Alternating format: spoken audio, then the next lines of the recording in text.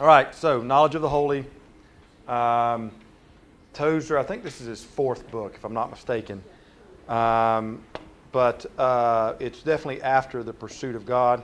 I think it's the pursuit of God, then the pursuit of man, or the pursuit of people, person, humanity. And then I think there's another book, maybe on prayer, and then the knowledge of the holy. But can anybody, is that, I don't know if y'all know or not. I don't know. I mean, I'm just guessing, so we'll see. All right, so knowledge of the holy is a totally different book than the pursuit of God.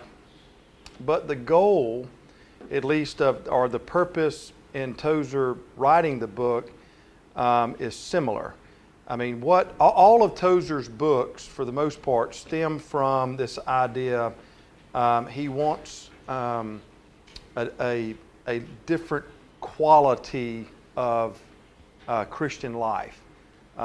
So he's in the 1950s. Actually, there's if you look at church attendance and growth and what have you, it's a high time for church growth. Coming after World War II, I mean, churches are popping up everywhere. They're starting churches all over the place, and different types of ministries are growing. But for Tozer, he sees the quantity of people in churches. What he's after is the quality. And so he writes about this wanting a greater Christian life, that whole sanctification process that we looked at in the last book. He's after that, and the knowledge of the holy would fit inside of that camp. This book, for the most part, is about the attributes of God. And so each chapter, I think beginning in chapter 2, he'll pick up on maybe another attribute or so and sort of spend time on that particular attribute and just pretty much just go just down the list. So just kind of give you some insight if you haven't jumped into the book just yet. What Tozer is, part of what he wants to is for people to have a proper view of God. Because he thinks that if you have a proper view of God, then obviously that'll play out in your life, that'll play out in what you believe, how you see yourself, how you see other people. Those are my terms, not so much his. He actually warns that the first step down for any church, and I guess you could probably go even further in a person's life, is when we surrender its high opinion of who God is. So for Tozer, having a right opinion of God is paramount. He goes on to say that if a person has a right belief about God, then that will relieve 10,000 temporal problems. Now, whether or not it's 10,000, I don't know, but at least you get the idea of what he's getting at. For Tozer, he would say the greatest sin that we can commit is the sin of idolatry. And when we create a false image of who God is, he warns that we might be slipping into that camp. I would argue with Tozer that our view of God determines who we are, what we do, and so having this right understanding of God is of vital importance. Humanity by nature is a worshiping species. I mean, we are destined to worship something. And so whether or not, it doesn't have to be God or deity or whatever word you want to use there, but we will worship whatever. And what's also true about humanity is whatever we worship, we're destined to conform to that image. All right. So it can be a vice. It can be all types of things. But if you stay at that altar long enough, eventually you take on the nature, the components of, and it dictates how you see yourself. It dictates how you see other people, and definitely how you act or what you do. So I would agree with Tozer that at least starting with who is God, what is God like, is the best question for us to ask. because at some point it will filter down into who we are and how we live. I mean, would you agree with that? That's an assumption that he's making about the book, or that he makes in the book. And so if those assumptions are wrong, then it really doesn't matter what he does after that. His writing then will try to tackle a question that might not be important. So that's just something for you when you are critiquing the book, reading the book. One of the things to ask of yourself is that, do you agree with Tozer? Do you think that's an accurate assumption? If not, then what would be a better assumption? But the Old Testament is a perfect example. You can look at it in history. I think you could. So if you left the Bible and just looked at the history, anthropology, look at the history of people, you can see. I would argue you can see this component of humanity that will worship something. It could be pleasure. It could be. One of the things that's interesting. I don't know if y'all like Greek mythology or not. Probably not. I don't know. I mean, I don't meet a lot of people who like Greek mythology. I actually do. So I mean, it puts me in a camp of one, I think. But what I love about Greek mythology, particularly around the stories that come out of that, is you can see how this idea of what I'm arguing. Humanity is destined to worship something.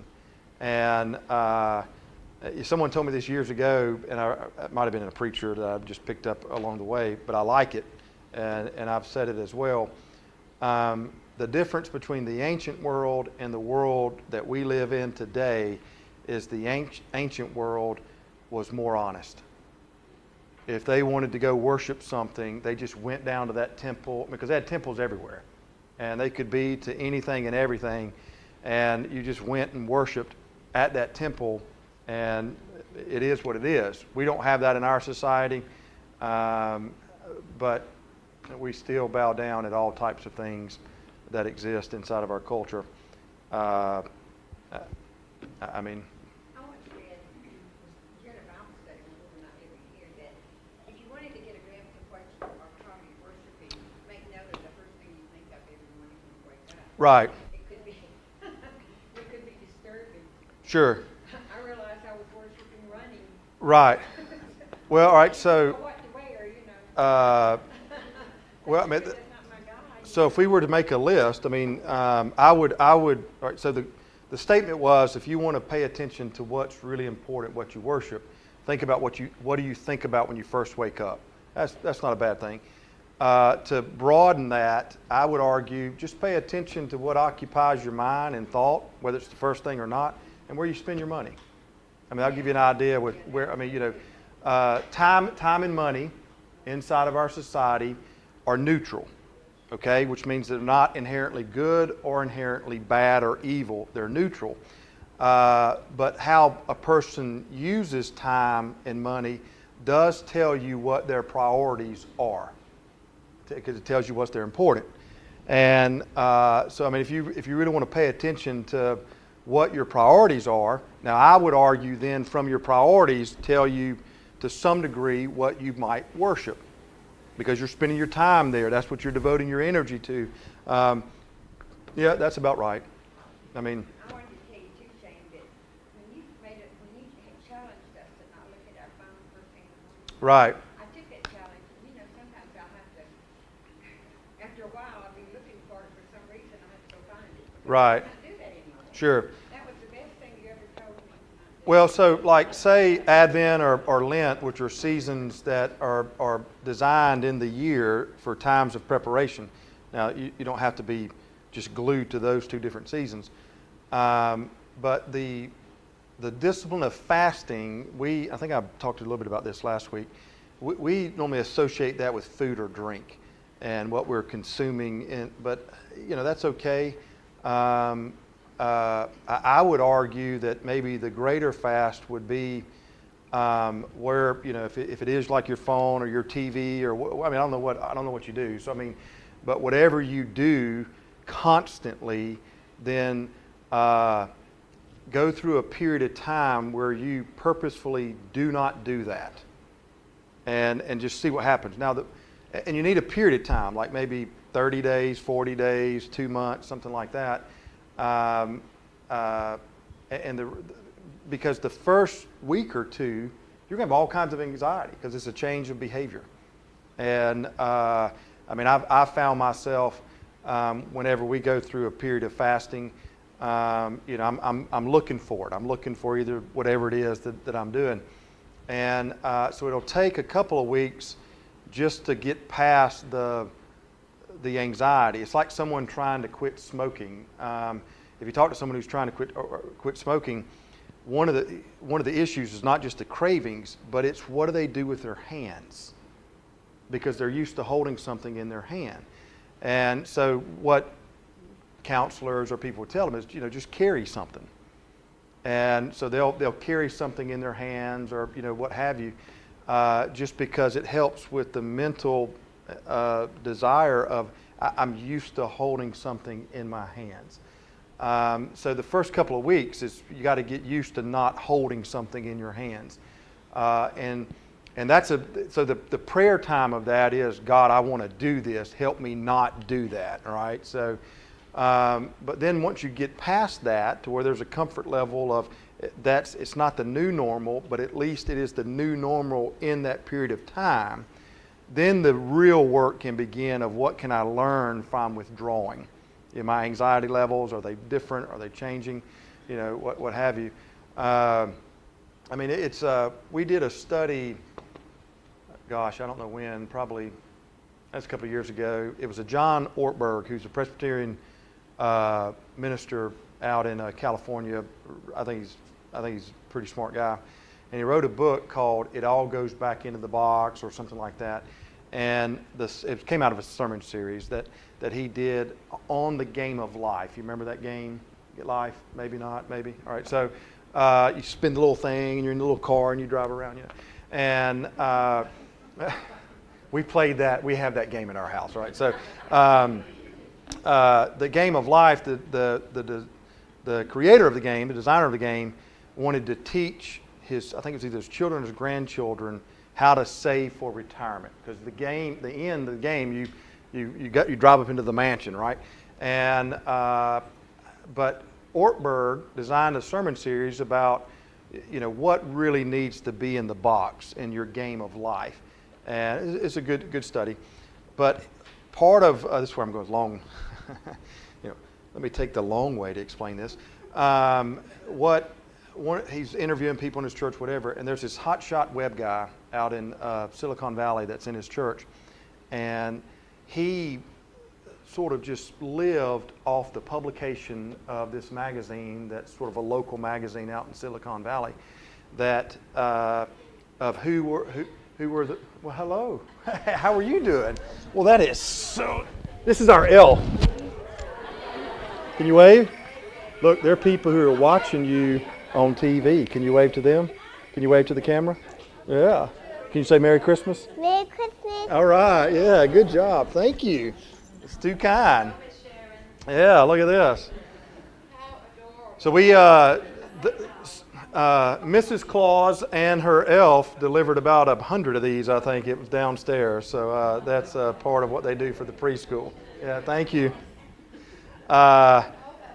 Yeah, it had a big wagon, a wagon full of them. Part of so every month or whenever that publication came out, he his whole life depended upon it. And he came to the conclusion that he did not like what he was becoming, at least on his personal identity, because that publication controlled him. And so he this wonderful statement in the series, he said, I just stopped reading the magazine because he wanted to see where he was at on the list. Was he number one? Was he number two? And what have you. And finally he just said, I'm going to stop reading the magazine. And after that, he said his life totally changed because he didn't have the anxiety of when the publication came out of where he sat on the totem pole in Silicon Valley. And I thought, you know what, that's pretty fantastic if you think about it. In the hospital, we had a Bible study, and they said every time that you found yourself doing something for yourself that might be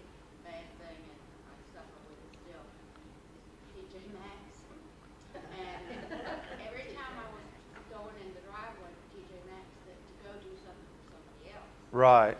Yeah. And so we had several nursing homes. Sure. I found myself going to the nursing homes Right. and visiting people.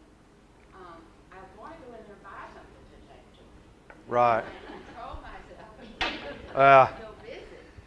well, so, For a little while. well, there's kind of ebbs and flows, you know. So, but you know, the part of I had a friend of mine that when he just had this, he had the same struggle over and over, and so and it was hurting him, it was hurting his family, and so what he would do whenever he did that particular thing, he would go and do an act of kindness in his neighborhood, and I thought, well, that was a fantastic idea. And maybe, you know, help someone in their neighborhood, maybe do their yard or something like that. But the idea was to not just, you know, you have the emotional and the mental aspect of when we do something that we don't want to do. So you have to come up with ways to help reinforce a different behavior. And so he would, you know, if you ever saw him doing something in the yard, you know, most time it was because he was, which is where penance can be helpful, all right? So we as Protestants, we see penance as something that's negative because we associate it with something that we wanted to reform from the Protestant Reformation. And on some levels, there's that's correct, but there's a wonderful part of penance that helps you reinforce not doing that, and there's, you know, there really is some value in that. That is not to where it's work righteousness or you know, earning your own salvation or whatever, but the idea of this is important to me to stop doing a certain whatever it is I'm doing, maybe saying something, doing something, thinking something. Excuse me. And so I take a long road to create something new, and penance can be very helpful. I actually think it's in the right lens can be not just helpful when it comes to your Christian walk, but it can be very therapeutic. Well, can you, in effect, change one God for another? Sure, absolutely. I mean, if to use my terms, and I'm Tozer, he says it differently. If there is something inside of humanity that will look for something to worship, and if what's destined or predestined inside of humanity is that the nature of the person will conform to whatever the person worships, then here's where Tozer is helpful. We want to make sure what we worship is exactly what we want to worship. Because if not, then I mean, it'll dictate your behavior, which is why addictions can be very difficult. I mean, you know, someone who doesn't have an addiction, they go to the person, they say, well, just stop doing that. Well, it's a lot harder. You know, if they could stop doing it without any issue, there wouldn't be an addiction. All right. So I mean, you have to sit and look at all the things that lead into just the act itself. So climbing out of that is not just as easy as saying, well, stop doing it. Okay. Which is like why 12 steps and things like that are very helpful in our society, because it is a long path that not only wants to stop one thing, and some of it has to do with thinking, some of it has to do with emotions, some of it have to do with function or behavior, but all those steps work to move out of over a period of time where something is replaced. So I think that's a good point. All this, whether or not Tozer uses this language, is part of the thesis of this book.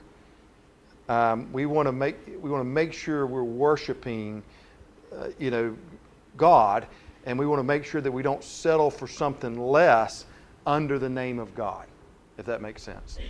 All right.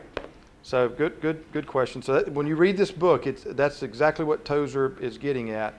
Now, you know, after I think chapter 2, when he's really getting into the attributes, just constantly remind yourself, well, the reason why he's spending so much time talking about the different attributes of God is because he wants to make sure that the God that we are worshiping, we have a right view of. So just kind of sort of keep that in your mind. What he actually wrote in the book, what comes into our minds when we think about God is the most important thing about us. A right conception of God is basic not only for systematic theology, but to practical Christian living as well. So what I would, I'm a visual type learner. If you have who God is, all right, so which is where we'll spend some of our time this morning. Our view of that, right, okay, definitely leads to some level of life application, function, to use a different language, and it leads to some level of theology. Our worldview, how we see the world in light of this God. Now, each one of these have components to it, but at least you see the two major applications from, to use Tozer's language, having this right view of God, who God is.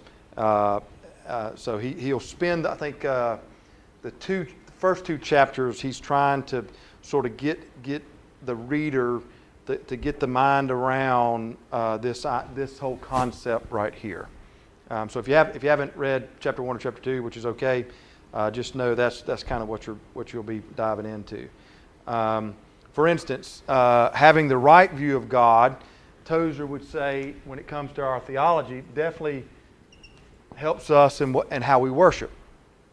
That there's an aspect there when it comes to worship, whether that would be formal worship, like what you might do on a Sunday or a day of worship, or whether it be a style of worship that's just a part of your everyday living.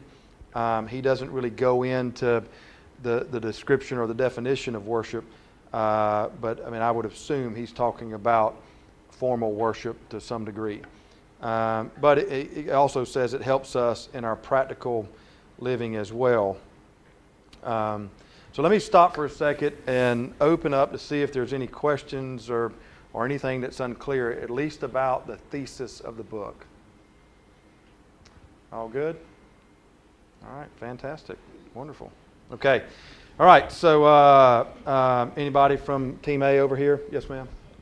Did he have a feeling about corporate worship that he was trying to address? I was looking at what his lifespan was. Right. And I looked when this book was copyrighted, and I'm looking at what my age was at that time. Right.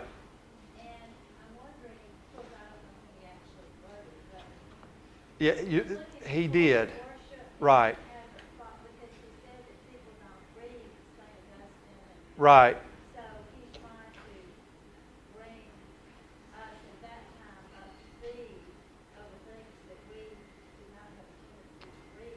That's correct. He is concerned with that. He at the time of the mid 20th century, church, particularly after World War II, there is the population, the attendance in church is on the rise, and it's on the rise for probably a good 20 to 25 years. During the late 60s and 70s, it kind of tweaks off a little bit. But from World War II until you get to the late 60s and 70s, you have a high church attendance is on the rise. Starting churches, Christianity or religion, in this case would be Christianity. Right, absolutely. So I mean, yeah. Yeah. Right. So, well, it definitely won't happen in our lifetime. That's for sure. But right. So population is on the increase. With that, inside of our country, which is that's where he's living. That's where he's not looking at Europe, not looking at Australia, Far East, but it's really just inside the United States. So you have population increase. With that, naturally, you're going to have church attendance increase. So worship is what he's getting at. So Helen, to your point, yes, he does see corporate worship with numbers increasing. He is concerned about the quality of it. And so there's that whole qualitative spirituality that's a big concern of his, as it plays out inside the church, and then as it plays out when you take your faith outside of the church and how it lives. He would, I think if Tozer would hear, he would say there, although churches are booming, the quality of the Christian life is not on the same par. And so he wants to critique that. Very similar to what the pursuit of God, he's after that whole sanctification process. There are people joining the church, obviously baptism will be increased, people, professions of faith, all those are increasing. So the justification side, yes, but he's after the sanctification side that he would say is lacking, or at least it's not tracking on the same parallel as it would be with some of these others. So again, his methodology then is people don't have the right awe of God. Now, fear of God is what it shows up in the wisdom literature of the Old Testament. Not fear as in cowering down, but respect, awe, wonder. That's really what that word means in the Old Testament. So he wants to restore that, because if he can restore that in the life of the person or in the life of the church, then that does affect how a person lives in their life, and it affects what they believe. Well, to use what I've been arguing, what they believe then also will kind of reinforce how they live, because humanity's destined to worship something. So this book will seek to, it has an individual application to it in the form that it does help the person, but it's really sort of trying to help the corporate, of the church as a whole. But that's you are correct. That's a good point. So he'll spend time trying to explain who God is, and the way he seeks to do that is by looking at the attributes of God. Now, when he talks about the attributes of God, it's one of the traps that we could fall into with this book is just to get focused on the attribute and to not see that as part of the whole, if that makes sense. If we're going to talk about God as holy or sovereign or separate, transcendent, it's easy to not look at God as immanent, God as knowable, experiential. But we can fall into the trap of just seeing those attributes in isolation. So just be mindful of that when you read. Even though a chapter or two might be on a particular subject matter, it needs to be read and interpreted with the idea of the entire whole of trying to answer this question: who is God? Who is God? What is God like? What have you? To see God as a whole, and the attributes are not divisions or categories. They're just a means by which we might talk about a certain component aspect. I know he talks about he didn't like that word, but I don't.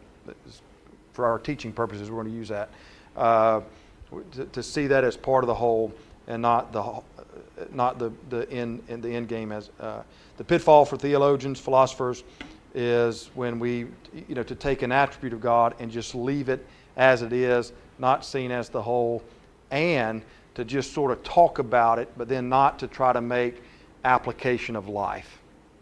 All right, does that make sense? So everything that we're going to talk about, everything we read, if we just talked about it in a classroom setting or in a study setting, but to not move into the next level of what does this mean then for my life? How does it affect what I believe? How does it affect what I think about myself, think about other people, how I live? Tozer would say if we don't make those types of moves, then we're really just on the surface level. We're not necessarily helping ourselves. What we're doing is just helping our knowledge, but if it's not experiential, then we're missing the boat. So that's our purpose. That's what we're after, and we'll get into this whole idea of who God is, and then to make the jump, who God is, and then what does that mean for me? All right, so that's what every week we're going to try to come back to that, not just talk about who God is, but then what does that mean for me in my life? All right. Any questions, worries, concerns? All right. So haven't jumped into the deep end of the pool yet, so we're kind of wading in little by little. So just give us all some time to kind of rethink, make sure we're on the same page. I'm glad you said don't take one as the whole. Right. Whole truth, because he's going to get to the other attributes later, because he did say a number of times, I don't know which chapter it was that I'm reading, Right. where he said God is unknowable. Right. Yeah. The first that's chapter 1, and part of the way he wants to help explain who God is you have to come to some acknowledgments that. Well, I don't want to get too far into that because then I'm going to take up some of that after our break. So yeah, just pencil that or just put it in the parking lot for a second or two. All right. So, I mean, I notice you're sitting next to Marilyn, and Marilyn has a tendency to jump ahead to the very end. So I don't know if she's rubbing off on you, but. There's no need to show off just yet, Gene, okay? So, I mean, just kind of rein it in. Let us all kind of catch up to you, So, I mean, all right. You know what? Let's, are y'all close to break time? Because this might be a good time to take a break. Or let's take a break for about 10 minutes, and then we'll jump back in. Because I want to get into...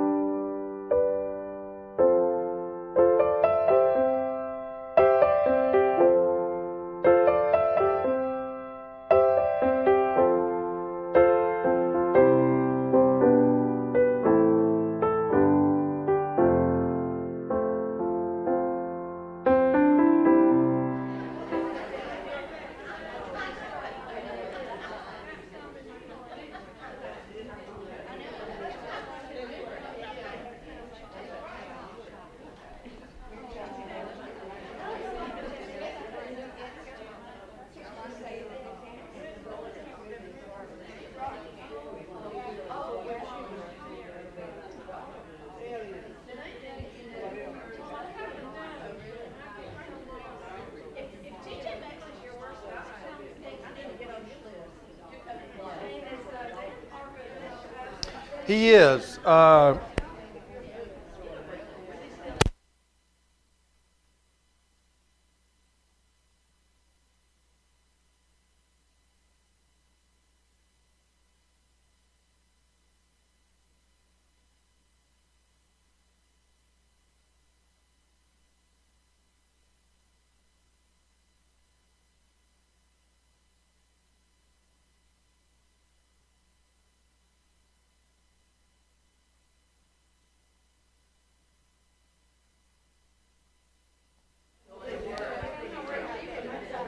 All righty. Well, let's go ahead and come on back.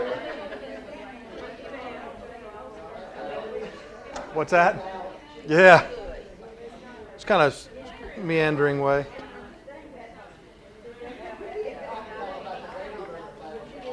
Yeah. Yeah. Well, it was. It changed the course of the United States. I mean, you know. Right.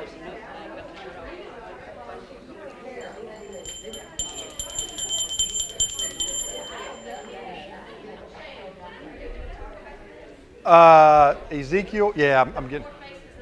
Well, no, I'm not getting into the interpretation of it. It is Ezekiel. It's all part of a apocalyptic writing, which is when someone tries to put. They can only.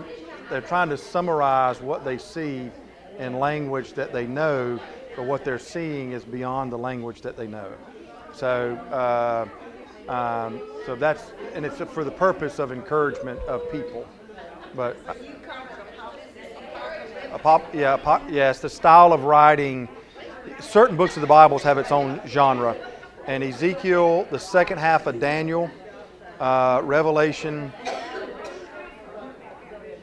and bits and pieces of Isaiah fall into that camp. And the first part of Daniel is more historical. Second part, when he starts talking about the visions, then he's trying. The struggle is you see something and you have to try to explain it.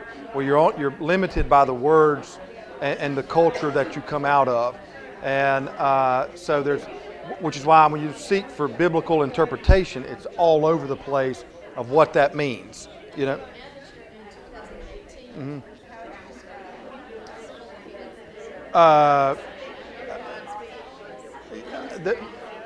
Not literal.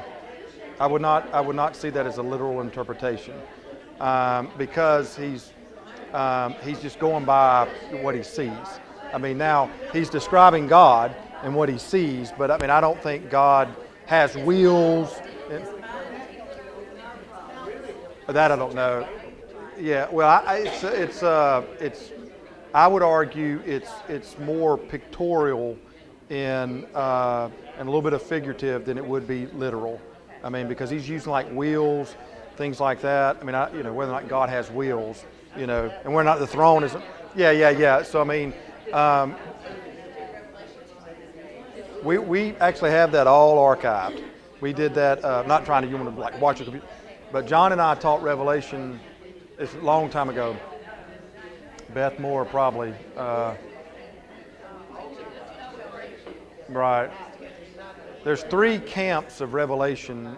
One, it's probably more than what we got right now, but some see the book of Revelation as very literal.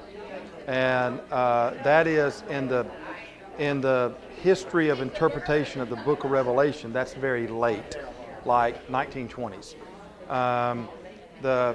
Throughout the history of the church, the book of Revelation is interpreted differently than what's probably been real common in today's language.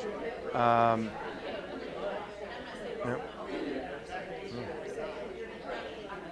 I do not. One is not in the Bible. It's not literal. I mean, we don't even have that word rapture. That's right. So, I mean, there are theological constructs that people have come to conclusions on. Right, that's exactly right. So the thing that would, to me, the rapture does not pass the logical sniff.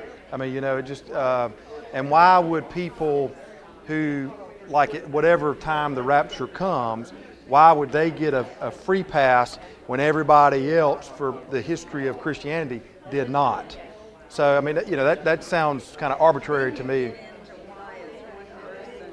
Right.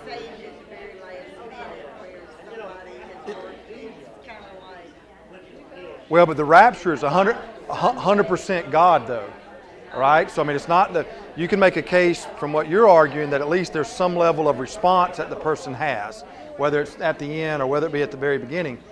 But rapture is 100% God does. God determines when, whatever.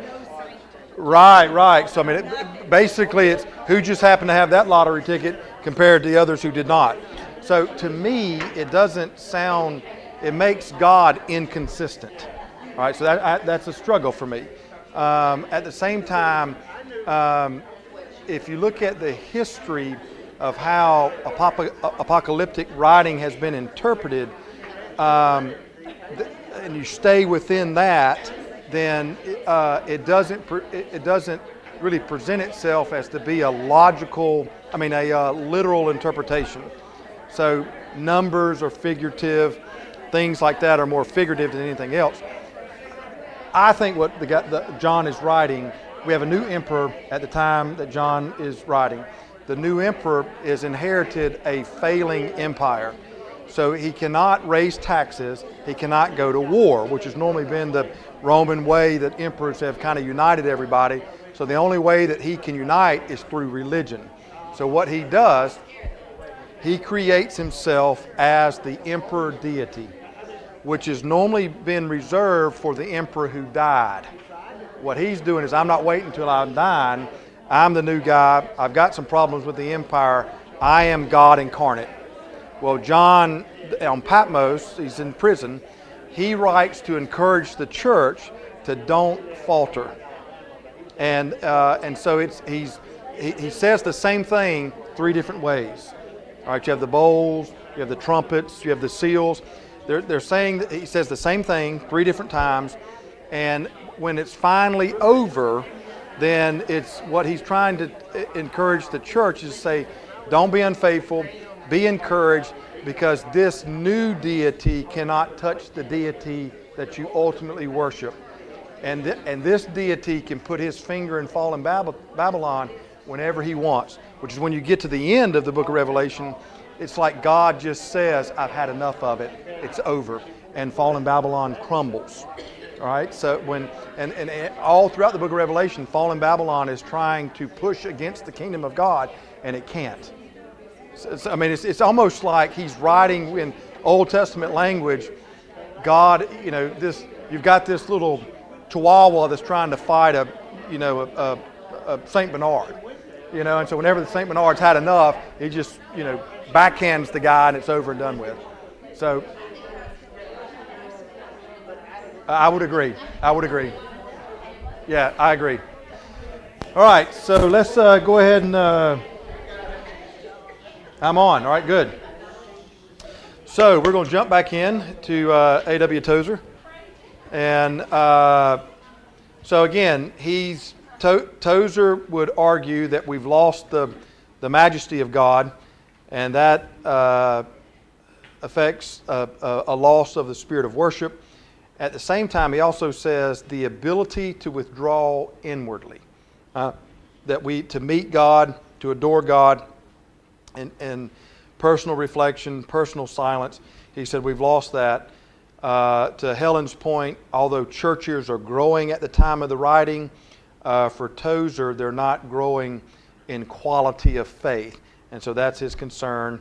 And he seeks to raise this quality of faith by trying to restore the majesty of who God is. So in chapter 1, he asked the question, what is God like? He says, now the struggle is whenever we ask the question of what is God like, at least where we seek to give explanation, is we answer it not so much what is God like, but what is God not like. And once we can rule that out, then we can move in more to what God is like. Because the problem that all of us have, and this is sort of what we were talking about over here in the corner with the A team, right? Is that what you said, the A team? C team, excuse me, C team. You've got the Creator, or you've got God who reveals Himself, but when He reveals Himself, you've got creation trying to hold on and explain what has been revealed, but they can only use the items that exist inside either of their mind or their culture or what have you. The way Tozer talks about this is you have the world that is above nature, the revelation, God revealing that's outside of time and space, breaking into time and space to give revelation, but we're limited because we're part of the nature, we're part of creation, and we can only elaborate or explain with language or elements that we have that are tied to time and space. You with me? Does that make sense? All right. So and that's a problem, which is one of the scriptures that I gave you is the Ezekiel 1 passage. Now I'm probably, if we had to guess, Ezekiel 1 is a very familiar passage that we've all read about as many times as we've read the Gospels, and yeah, exactly right. Yeah, Ezekiel, is that in the Bible? Right. So, but Ezekiel 1, it's in the Old Testament, part of the prophets. Ezekiel 1, the book begins with Ezekiel. He has a vision of the glory of God, and I've given you different parts of where Ezekiel sought to explain that, and note, I've kind of underlined, I think, is what I did, not italics. All the times he uses a simile, like or as, and so you got to get the picture of this. He has a vision.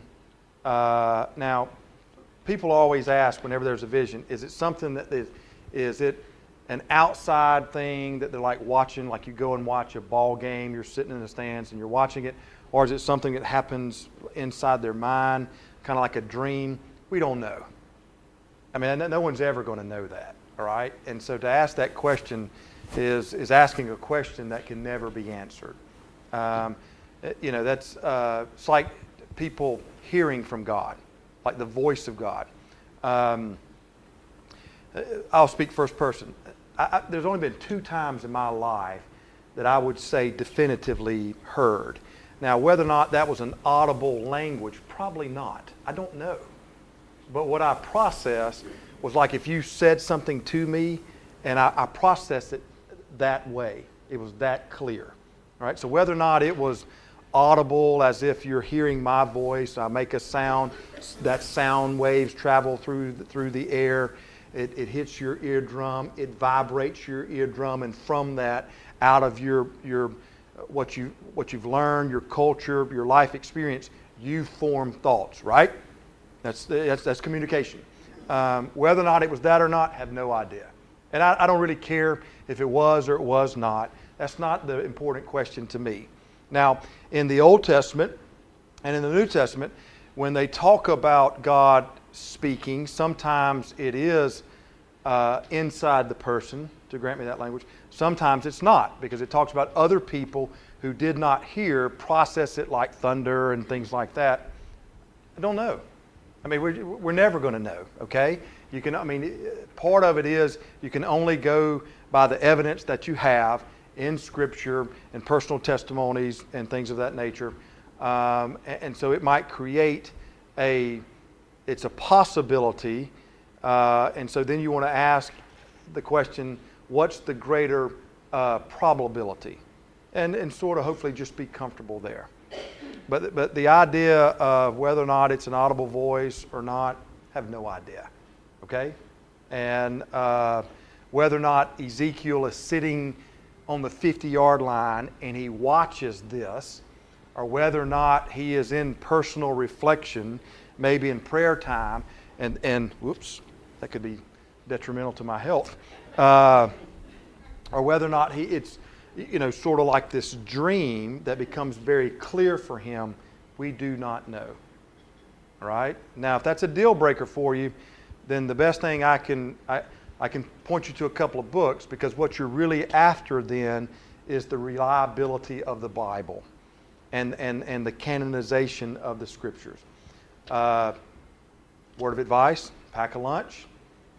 All right, because it's going to take you a while to, but that's what we bring to the Bible, and the assumptions that we make according to Scripture. All right, so what you always hear me say, Scripture is not an outsider's book; it's an insider's book. Every single book or letter or writing that you have in the Bible were written by people of faith to other people of faith. So it carries with the assumption of truth. All right? Which then, if someone is not a person of faith, where someone of a person of faith wants to use the Bible to then give, to help convince them that what you're saying over here is true, you want them to hold that same level of truth. I'm not sure the Bible is the best place to start. All right? Because you're then asking of the Bible something that it's not. It doesn't make that assumption.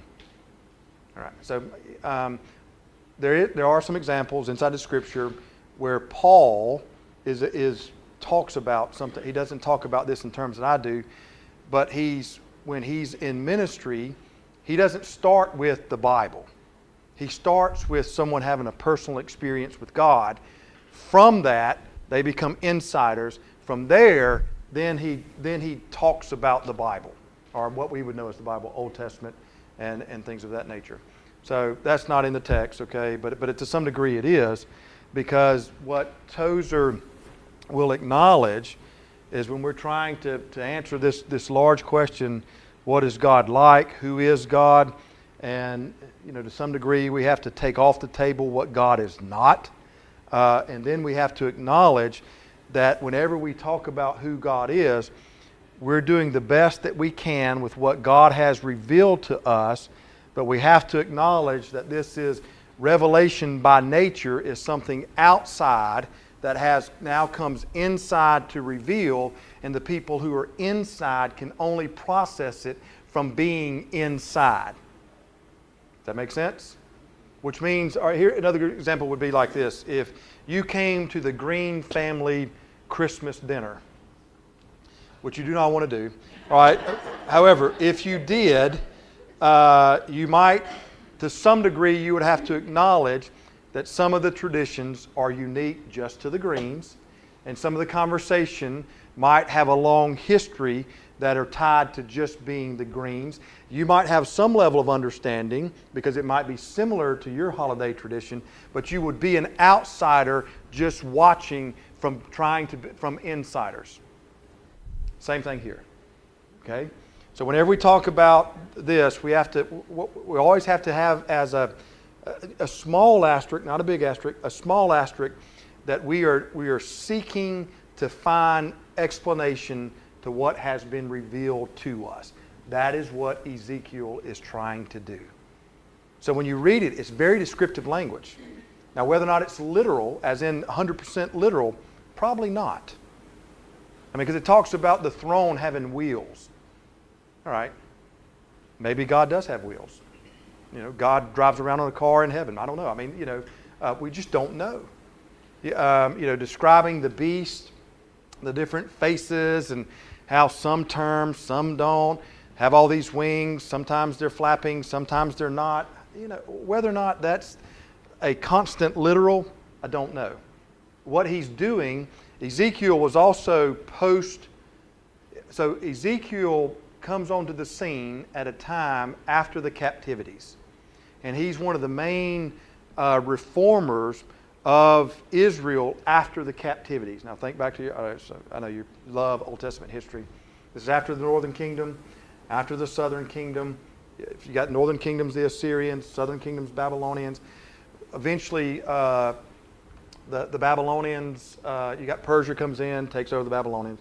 when Persia oust the Babylonians, they allow some of the children of Israel to return back home.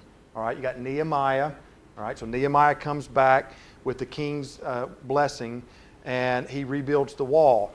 Ezekiel is one who rebuilds the temple. So you got to see his context. So he can only explain from his time. So and what Ezekiel is doing is he's going back, and they find a scroll in the remnants of the temple, and he opens that up, and he reads part of it. And then at the same time, they do have some documents of some of the earlier writings in the Old Testament and some of the priestly functions. And so Ezekiel is reinstating that. So he has a knowledge of the Old Testament to some degree. And so that becomes the lens by which he's trying to explain what he witnesses. So pretty daunting task. So whether or not it's literal or not, I don't know. And I mean, and I'm not.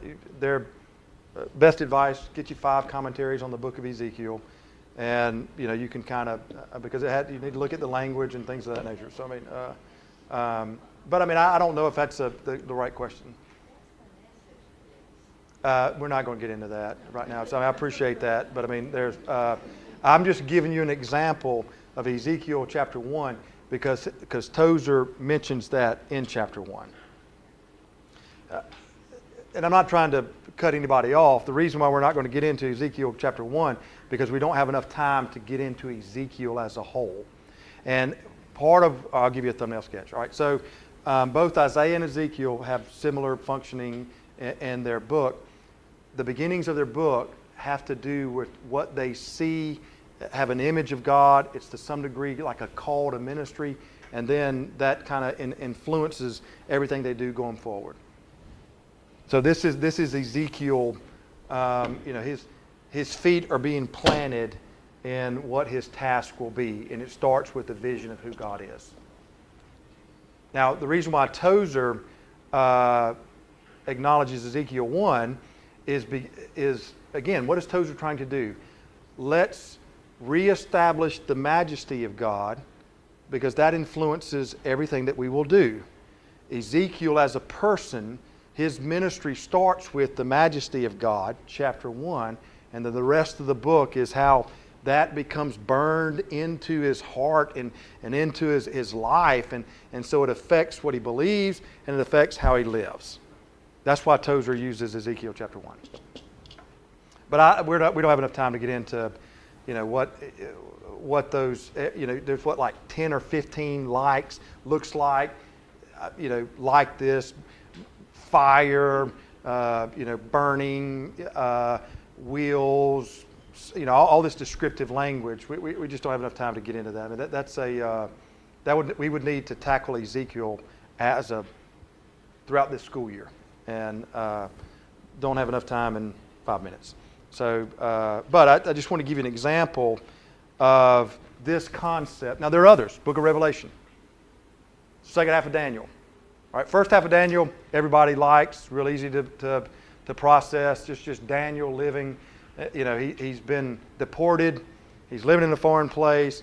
We get that. But then when he goes upstairs and has these visions, then everybody can. All the commentaries agree on the first part of Daniel. Second part of Daniel, man, they're all over the place. So same with Isaiah. Book of Revelation is another example. It's whenever we try to explain what's been revealed to us, we can only use the language that we have. Now, in the New Testament and in the Old Testament, it's highly Jewish. I mean, because that's their life. So the images are going to come out of Jewish history. The words that they use are going to come out of Jewish history. Book of Revelation is a perfect example of this. Now you get some of that gets reinterpreted through Jesus, but all of Book of Revelation has Jewish Old Testament language, just now seen through Christ. So it'd be no different if God reveals something to you, and you're going to try to explain that to your friends at lunch. You can only use the language that you have and the experience that you have. That's probably overkill, but I mean but I think we get what's going on. But Tozer spends time in chapter 1 because when he talks about the attributes, again, so what does that mean for us?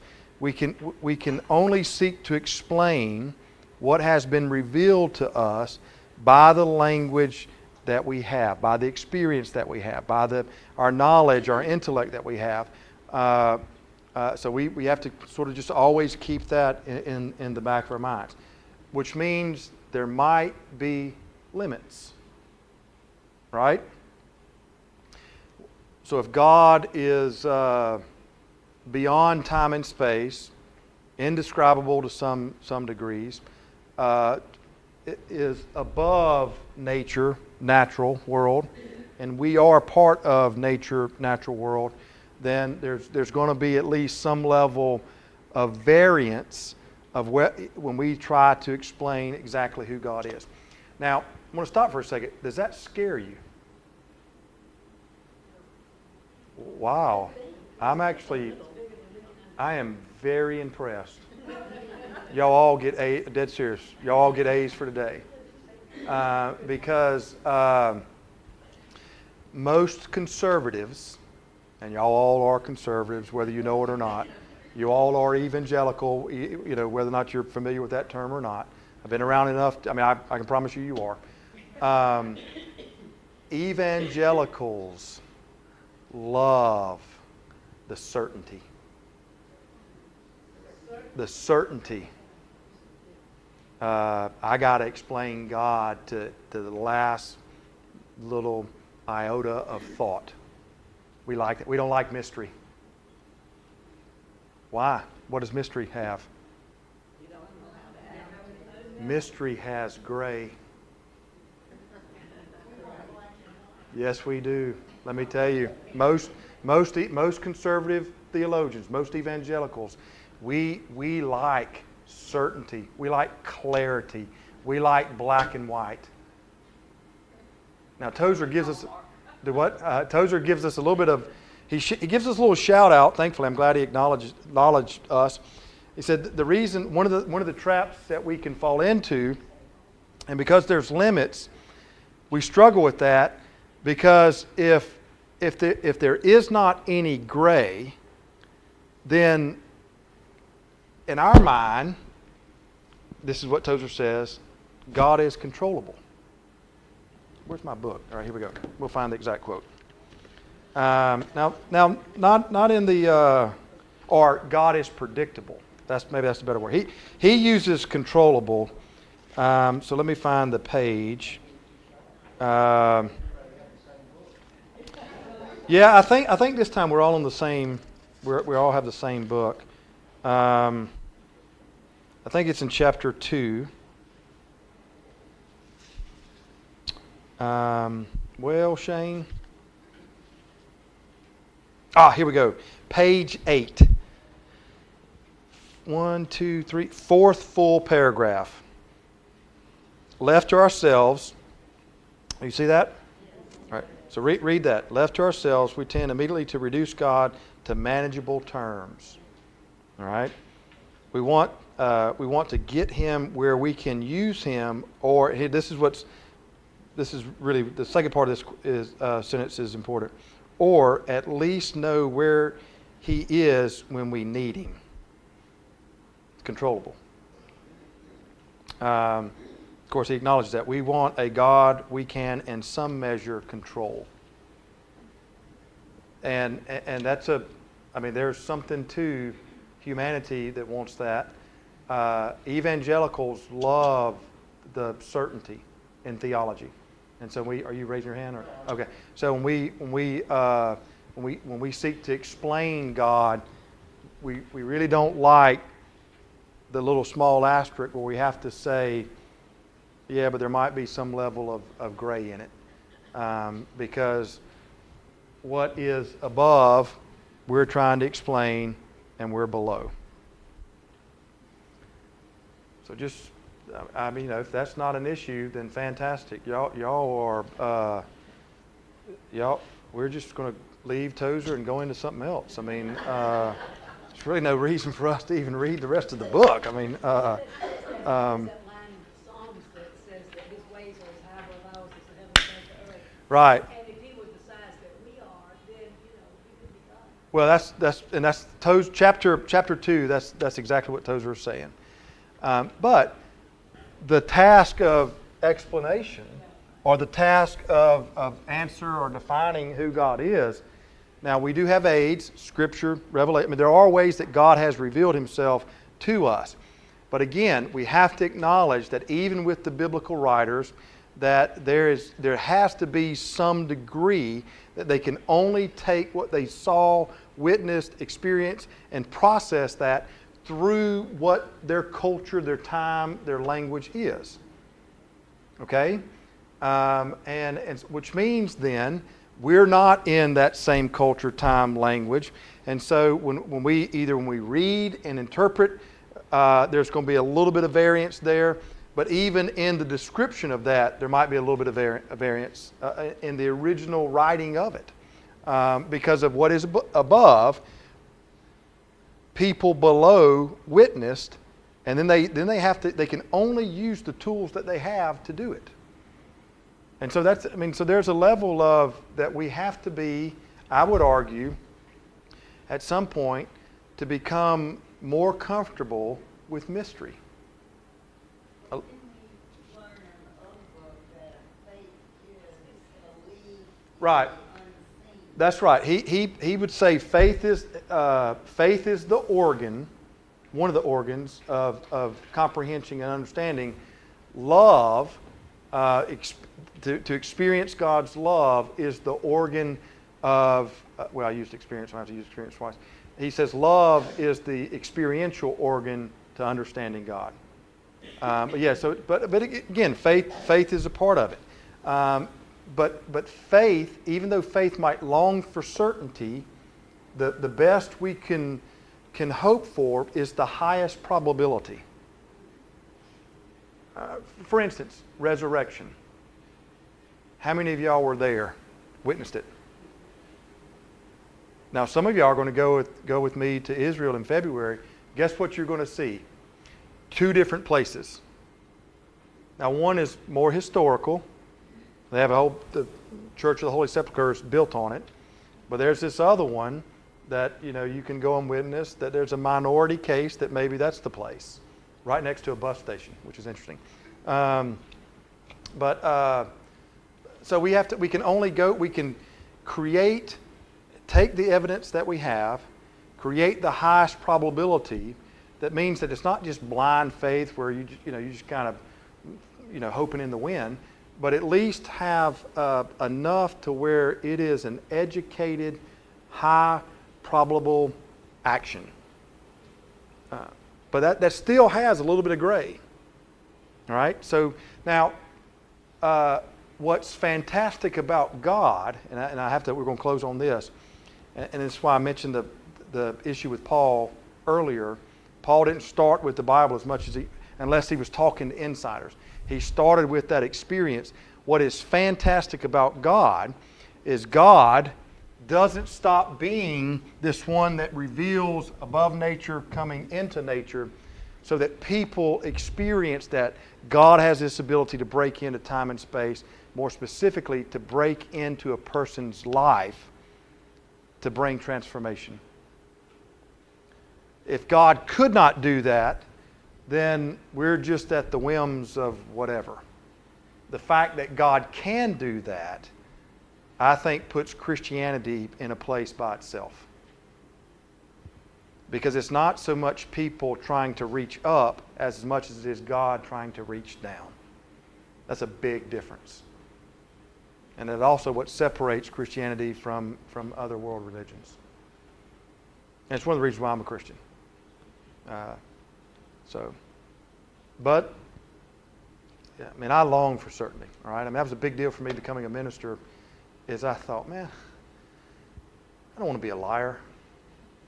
That's part of my dysfunction in call to ministry was like, are you sure you You want me to do that? I want to be a lawyer. They don't lie. So, I mean, there's part of me that said, I'm going to stand up and talk about things that cannot be proven 100%. And that was a big deal. I mean, I cannot tell you how long I wrestled with that. And keep in mind, I was receiving my call to ministry in the whole Jimmy Swaggart, Jim Baker time, so you got, all right, so again, product of culture and whatever, which did not help, and I just thought, this is just not what I had in mind, God. And so one of the big adjustments for me was to come to grips with what certainty and clarity meant. And could I live with that? So I mean, it took a while. Finally, Well, I mean, I got no complaints. I mean, it's been a fantastic ride. I wouldn't, knowing, my life has been. I'm real grateful to the church and real grateful to God. I mean, it has been a fantastic journey that I hope still continues. But I'm got nothing but the highest praise of that. All right. Any last comments? We need to vote on. Oh, yes. Okay. So the thanks. All right. So here's the next week, the 18th. And now if y'all do show of hands, that's fine. I don't really care. We can just do kind of like a shake your head or whatever. We're getting close to Christmas, and so there's a lot of lunches, parties, events that is at least seems to always happen that week. We have plenty of time to get through the book next year. Okay, I mean, we're actually probably going to finish a little early and maybe pick up a small book of the Bible just to get us to our normal time, even with the scheduled breaks for John and myself, Israel and spring break and Holy Week. There will be plenty of time to finish the knowledge of the Holy. So if your schedule is packed, then we can take next week off. Y'all just kind of give me a little yay. Does that sound good? All right. Okay. So no, we will not meet next week. Okay. That'll also give you time to read up on the book, because the chapters are small, and so I know I gave y'all a schedule. You can throw it out the water. I don't know why I did that. That was a waste of paper. But we're going to try to hit a couple of chapters a week, and we'll just go as far as whatever speed we need to go. All right. So no meeting next week. I'll get Kathy to send that out. All right. I gave you a schedule back at the beginning of the Pursuit of God that had the Pursuit of God and the knowledge of the Holy. In this great moment of revelation, I had this bright idea that I was just going to lay out all the different chapters and everything was going to be fantastic. And I don't even think we made it to week 4. So anyways, if you still have that and you're looking to start a fire tonight, there you go. All right. No meeting next week. All right. Thanks, guys.